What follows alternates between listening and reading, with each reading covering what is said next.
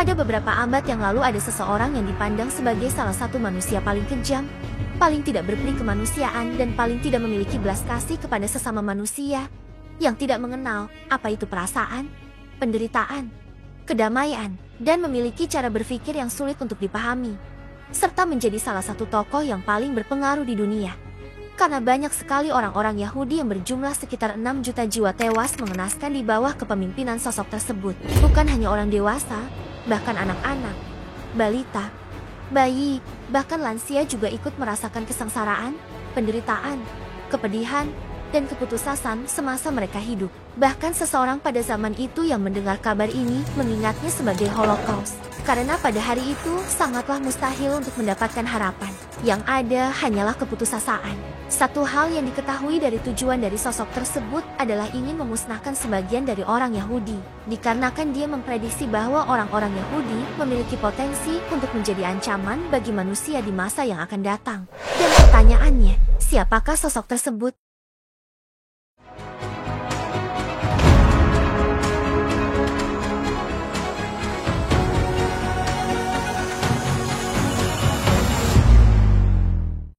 Lahir pada tanggal 20 April tahun 1889, dan sejak kecil tinggal di wilayah yang bernama Austria, Hitler menjalani kehidupan sebagai salah satu anak yang kurang dalam sandang, papan, dan pangan, dikarenakan ayahnya yang hanya bekerja sebagai pegawai bea cukai dengan gaji yang cukup. Dikarenakan hal ini semasa Hitler masuk sekolah, ayahnya berpesan kepada Hitler agar menjadi anak yang pintar dengan cara belajar yang rajin dan tekun untuk mewujudkan keinginan ayahnya yang berharap anaknya dapat menjadi PNS di masa yang akan datang. Tetapi Hitler bukanlah anak yang pintar. Justru sebaliknya, Hitler adalah anak yang sering berbuat onar di sekolahnya. Namun sebenarnya Hitler adalah anak yang memiliki bakat dalam bidang seni terutama melukis. Namun dikarenakan kenakalannya di masa sekolah, mengakibatkan Hitler tidak mendapatkan ijazah SMA dan akhirnya semua hasil karya seninya ditolak. Sejak saat itu, Hitler memilih untuk pergi meninggalkan kampung halaman dikarenakan rasa kecewanya. Rasa kecewanya menjadi semakin berat dikarenakan Hitler berkali-kali ditolak setelah menyatakan perasaan cintanya kepada seseorang yang berasal dari ras atau kelompok Yahudi. Dan ini adalah awal kebenciannya terhadap orang-orang Yahudi. Namun meskipun begitu dari semua kegagalan yang telah dialami oleh Hitler, dia memiliki seseorang yang senantiasa membantu di saat Hitler dalam situasi sulit. Orang itu adalah saudari dari orang tua Hitler. Ia memberi bantuan berupa warisan kepada Hitler untuk membantu memenuhi kebutuhan hidupnya. Hari demi hari telah dilewati Hitler dan akhirnya Hitler mendapat pekerjaan di suatu perusahaan iklan yang berada di Jerman pada tahun 1913. Tak berselang lama, Hitler mulai memiliki impian untuk menjadi orang yang berguna bagi negara tersebut. Impiannya kini mulai menjadi ambisi dan Hitler memberanikan diri untuk membulatkan tekadnya menjadi salah satu abdi negara di Jerman. Dengan tekad yang bulat untuk mengabdi kepada negara, Hitler sukses menjadi salah satu pasukan pertahanan negara Jerman. Saat pemimpin negara Jerman bermusyawarah mengenai sesuatu yang dirahasiakan yang dimana hanya para pemimpin negara yang tahu. Akhirnya negara Jerman ikut terseret ke dalam Perang Dunia Pertama. Kemudian sayangnya negara Jerman kalah dan tidak bisa melanjutkan peperangan. Hal ini disinyalir bahwa orang Yahudi adalah penyebab utama mengapa negara Jerman kalah dalam peperangan. Dikarenakan adanya pengkhianat yang dimana pengkhianatnya adalah orang Yahudi. Akhirnya kabar ini terdengar sampai ke telinga Hitler, di mana Hitler memanfaatkan kesempatan ini untuk semakin melencengkan nama Yahudi. Dalam pidato demokrasinya, Hitler berhasil meyakinkan para pasukan Jerman mengenai bangsa Yahudi yang akan menjadi ancaman bagi manusia. Dari kepintarannya dalam berdemokrasi, membuat karir Hitler dalam bidang militer naik dengan pesat dan akhirnya dia diangkat menjadi salah satu pemimpin dari partai besar Nazi saat itu. Kemudian Hitler menyatakan orang Yahudilah yang juga menjadi biang keladi terjadinya krisis ekonomi dikarenakan kebudayaannya yang dianggap merugikan rakyat. Dan sekali lagi, entah bagaimana caranya Hitler berhasil mencuci otak rakyat di masa itu, dan mencemarkan nama orang Yahudi sehingga mereka selalu dikucilkan, ditinggalkan bahkan dibuat sengsara di bawah kepemimpinan Hitler. Dari semua kebencian Hitler kepada orang Yahudi, ternyata sekarang diketahui bahwa asumsi di mana isu yang mengatakan bahwa ada pengkhianat dalam pasukan negara Jerman bukan hanya orang Yahudi, tetapi ada kandidat lain yang lebih masuk akal, seperti Partai Komunis serta Sosial Demokrat. Setelah melakukan musyawarah untuk mengetahui kebenaran mengenai isu negatif dari orang Yahudi, ternyata tidak terbukti benar. Sebelum kebenaran ini terungkap, penyebab asumsi negatif pengkhianatan orang Yahudi dimulai dari kebencian terhadap bangsa Yahudi yang melanda rakyat Jerman. Itu semua dipicu oleh sikap masyarakat Jerman keturunan Yahudi yang menentang keinginan Jerman untuk berperang. Dalam kata lain, orang Yahudi tidak mendukung adanya perang dan dicap sebagai pengkhianat. Kemudian ada suatu kelompok yang disebut sebagai ras Arya, yang merupakan mayoritas di Jerman, menganggap orang-orang Yahudi sebagai parasit, yaitu dengan mengatakan mau mendapatkan kemakmuran dari negara Jerman, tapi menolak membelah negara untuk berperang. Bahkan, Hitler menyebut orang-orang Yahudi Jerman sebagai sekumpulan imigran yang merugikan Jerman. Akhirnya, rakyat Jerman yang banyak menjadi buruh para juragan adalah dari bangsa Yahudi. Penduduk Jerman mendukung penuh sikap Hitler. Mereka menyebut diri mereka sebagai korban-korban penindasan ekonomi oleh orang-orang Yahudi di negara sendiri. Menganggap Yahudi sebagai parasit karena hanya ingin tinggal di negara Jerman tetapi tidak ingin ikut terlibat perang di negaranya sendiri. Hitler yang dibantu bala tentaranya mulai mengatur rencana dengan menggiring para tawanan Yahudi yang terdiri atas laki-laki, perempuan, dan anak-anak di tenda-tenda konsentrasi milik Jerman. Mereka dipaksa bekerja dan jarang diberi makanan, serta saat ada salah satu seorang Yahudi yang sakit, mereka tidak diberi obat-obatan dan membiarkan orang-orang Yahudi sengsara dengan rasa sakitnya. Sejarah pun mencatat ada sekitar 12.000 orang Yahudi setiap harinya dibakar hidup-hidup dan dipaksa untuk menghirup gas cyanida yang beracun di ruangan-ruangan pengap hingga tewas. Era kelam ini disebut Holocaust yang dalam istilah Yahudi berarti terbakar atau bencana.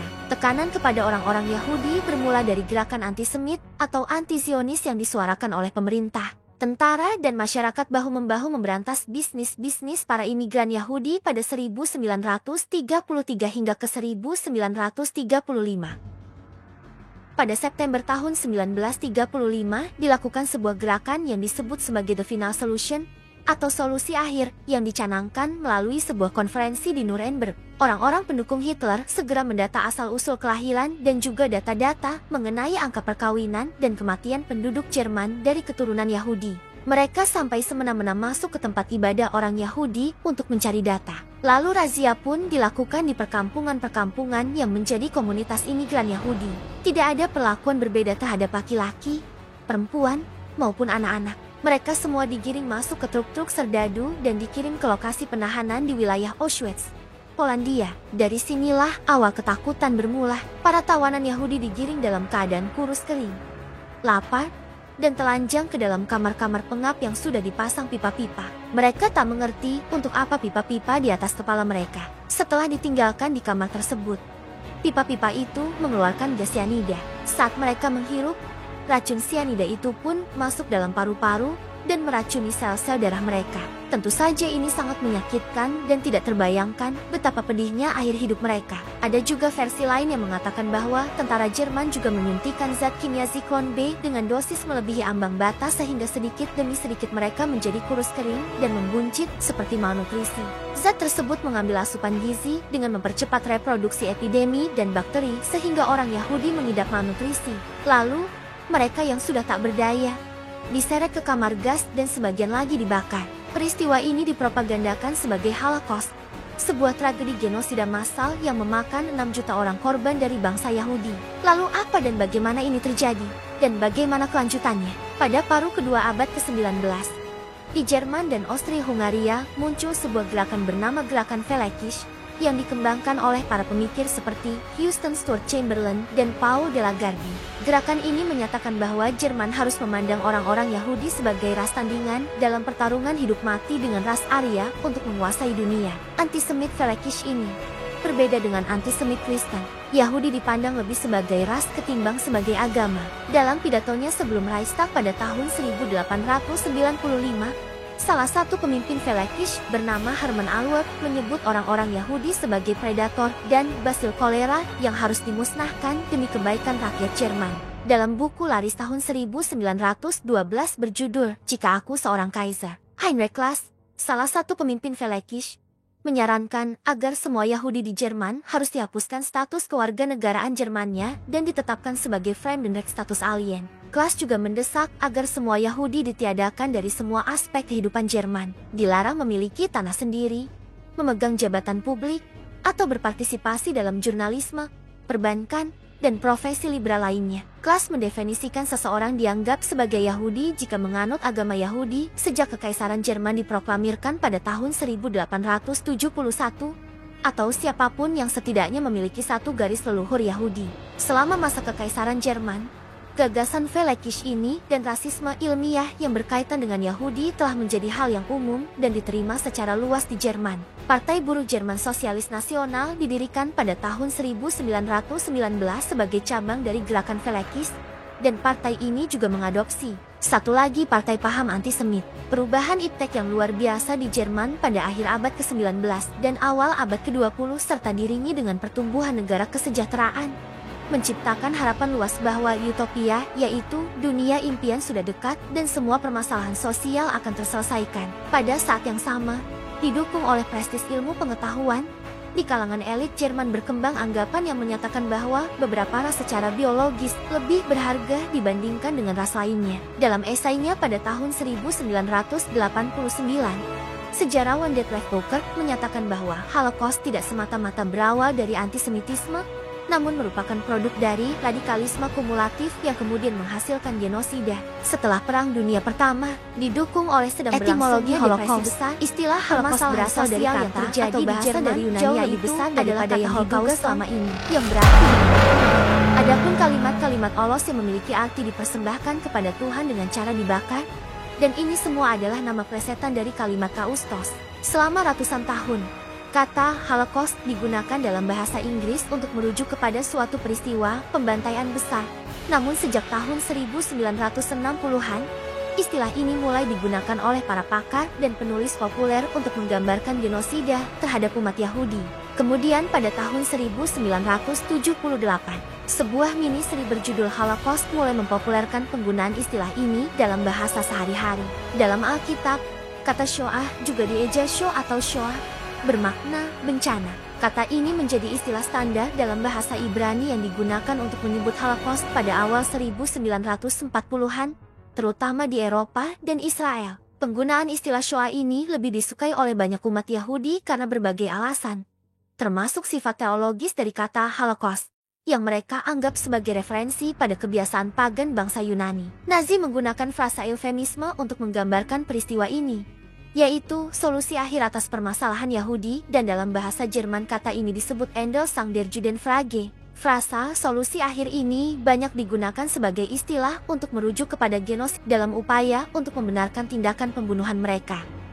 Hari peringatan Holocaust, dengan suara bulat, di dalam sidang Majelis Umum PBB pada 1 November tahun 2005, ditetapkan bahwa tanggal 27 bulan 1 sebagai hari peringatan korban Holocaust. 27 Januari tahun 1945 adalah hari di mana tahanan kamp konsentrasi Nazi di Auschwitz-Birkenau yang dibebaskan. Bahkan sebelum PBB menetapkannya, tanggal 27 Januari telah ditetapkan sebagai hari peringatan korban Holocaust oleh Kerajaan Inggris sejak tahun 2001, sebagaimana halnya di negara lain, mencakup Swedia, Italia, Jerman, Finlandia, Denmark, dan Estonia. Israel memperingati Yom HaShoah Hanfora, hari-hari peringatan Holocaust dan keberanian bangsa Yahudi pada hari ke-27 bulan Nisan, bulan Ibrani, yang biasanya jatuh pada bulan April.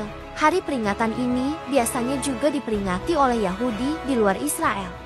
Korban, para pekerja di kamp konsentrasi Buchenwald, banyak yang meninggal karena malagizi ketika pasukan AS memasuki kamp. Pria sekarat yang berbaring di belakang tempat tidur paling bawah adalah Max Hamburger, yang mengidap TBC parah. Dia pulih dan menjadi seorang psikiater di Belanda. Adapun data jumlah korban yaitu dari Yahudi 5,9 juta, Soviet PAU 2-3 juta, etnis Polandia 1,8 sampai 2 juta, Romani 220.000 sampai 1 juta ke 500, orang cacat 200.000 sampai 250.000, Freemason 80.000, Slavia 20.000 sampai 25.000, homoseksual 5.000 sampai 15.000, dan saksi Yehova 2.500 sampai 5.000. Jumlah korban tergantung pada penggunaan definisi Holocaust. Donald Niewick dan Francis Nicaise menyatakan dalam The Columbine Guide to the Holocaust bahwa istilah Holocaust ini sering didefinisikan sebagai pembunuhan massal lebih dari 5 juta orang Yahudi Eropa.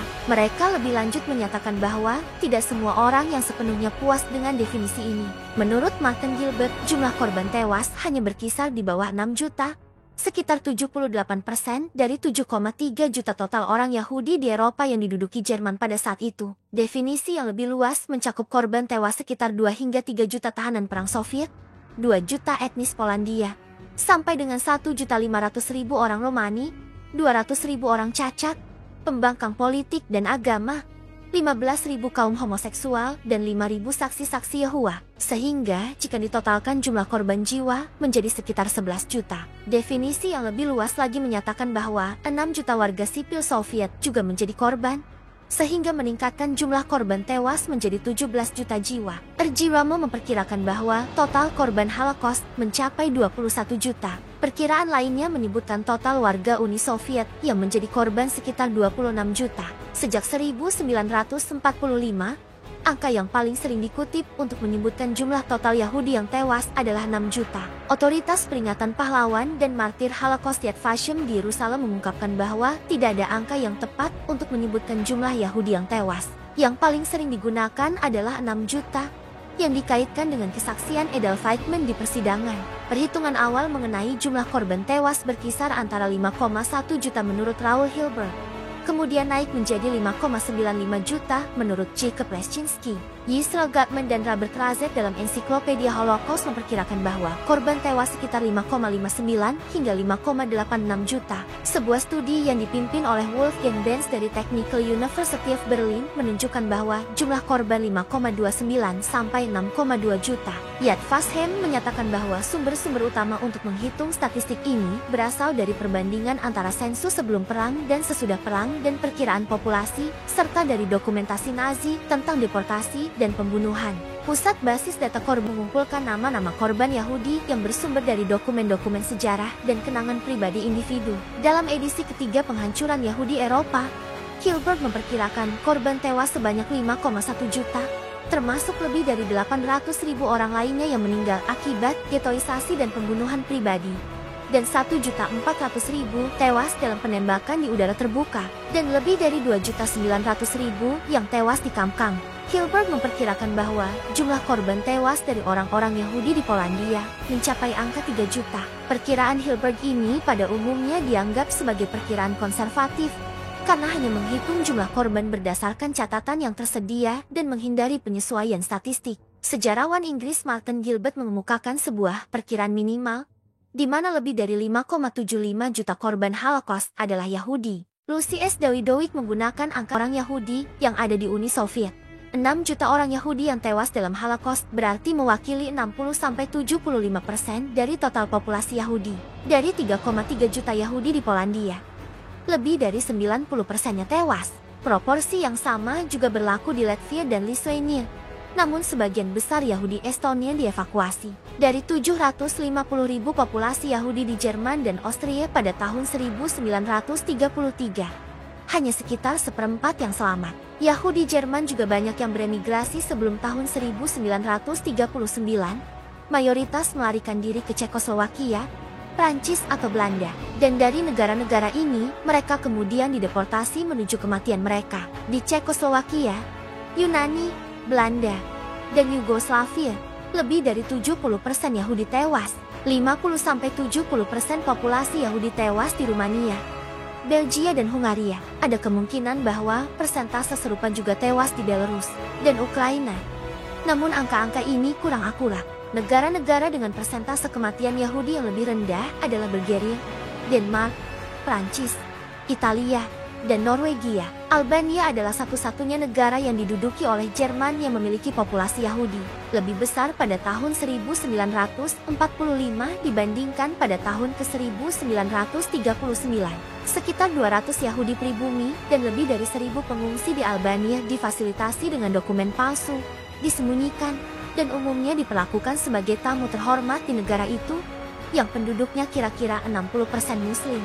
Selain itu, Jepang, sebagai anggota Axis, memiliki respon yang unik terkait dengan kebijakan Jerman mengenai Yahudi. Menurut Jepang berdasarkan data tersebut, dari 3,8 juta korban, Sekitar 80–90-nya diperkirakan adalah orang-orang Yahudi. Ketujuh kamp Nazi menyumbangkan setengah dari jumlah total Yahudi yang tewas dalam Holocaust secara keseluruhan. Hampir seluruh penduduk Yahudi di Polandia tewas di kamp-kamp. Selain mereka yang tewas di kamp-kamp pemusnahan di atas, setidaknya 1,5 juta orang Yahudi juga tewas di kamp-kamp lainnya, termasuk kamp konsentrasi utama di Jerman. Kamp-kamp ini bukan kamp-kamp pemusnahan, namun memiliki sejumlah besar tahanan Yahudi, khususnya dalam tahun terakhir perang setelah Nazi mundur dari Polandia. Sekitar 1 juta orang tewas di kamp-kamp tersebut. Sekitar 800